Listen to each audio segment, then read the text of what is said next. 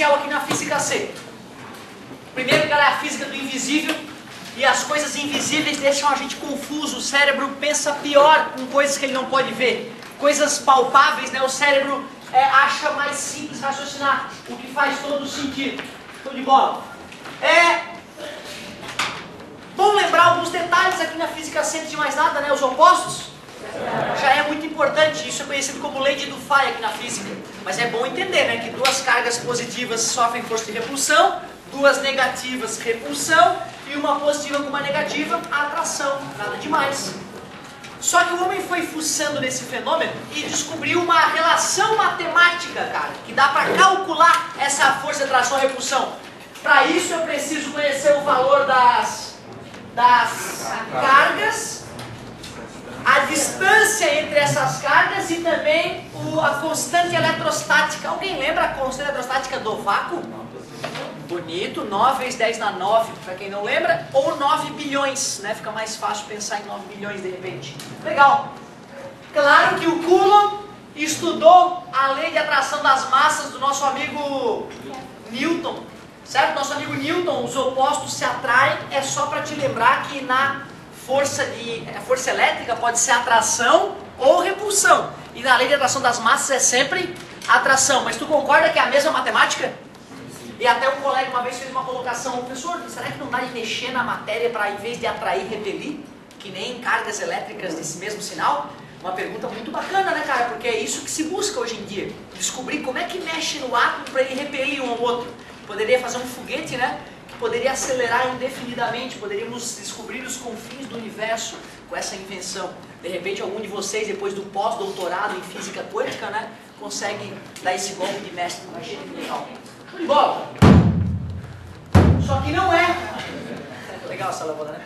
Só que não é só isso que é o suficiente, né? A gente precisa de uma ideia mais refinada para essa teoria se completar. E a ideia é a ideia de campo elétrico. Lembra, né? Campo elétrico é uma região influenciada pela presença de uma carga elétrica. Campo magnético, uma região influenciada pela presença de um ímã. Campo gravitacional, uma região influenciada pela presença de uma massa. Não é isso? Aliás, eu até te mostrei como é que desenha o campo elétrico em volta de uma carga positiva. Com setinha se afastando ou se aproximando? Se afastando, por isso que a gente chama de campo de afastamento ou campo divergente. Afinal, essas linhas que são chamadas de linhas de campo representam a trajetória de uma partícula de teste positiva. Legal, partícula positiva. Então como é que fica o campo para uma partícula negativa? Se aproximando, o campo de aproximação que a gente chama. As linhas de quê mesmo? Linha de campo. É importante saber que o nome dessas linhas que a gente desenha para representar o campo elétrico são as linhas de campo. Desculpa a demora, amigo.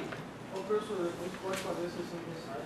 Ah, sim, a nossa tarefa, né? Sim, eu vou só primeiro começar a aulinha. Ela vai servir como uma revisão. Ótima colocação, cara. Muito bom. Pois é, aí é o seguinte, ó, definição de campo elétrico. Essa definição surgiu na aula passada como uma maneira de medir essa coisa invisível. Mas vamos relembrar onde é que surgiu? Surgiu no laboratório. Estou no laboratório, tem uma carga fixa na parede do laboratório, eu não conheço ela. Ela gera ou não gera alguma coisa aqui em volta? Gera. Como é o nome dessa coisa?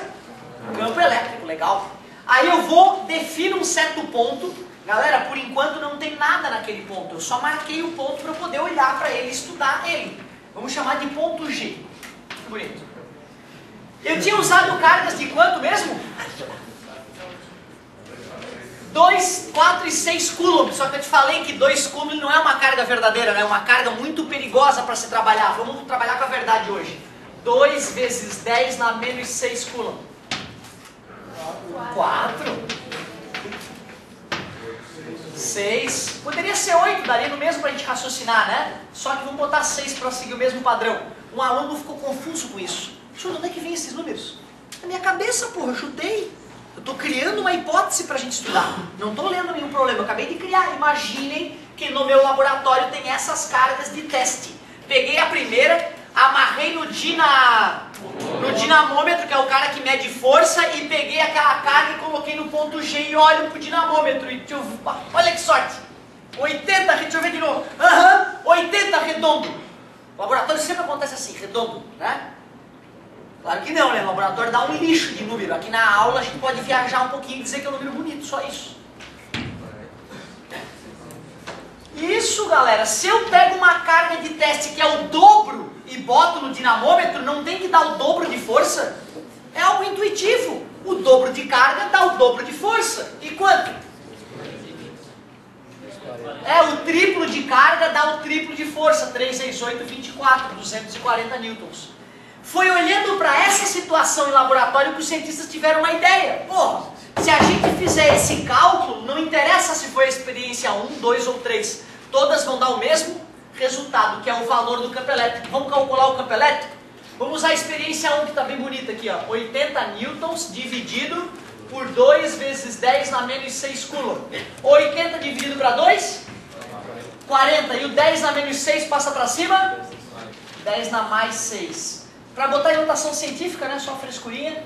4 vezes 10 na 7. Só a unidade que está errada, né? Aqui é newton sobre coulomb. Newton por coulomb. Newton por coulomb. Muito terrível, galera, calcular o campo elétrico naquele ponto G? Não, né? Se o cara te dá a força e a carga, fica fácil. Vamos supor que a carga era positiva. O campo elétrico aponta para longe da carga, não é isso? Desculpa a demora, amigo. Tem uma carga de teste padrão?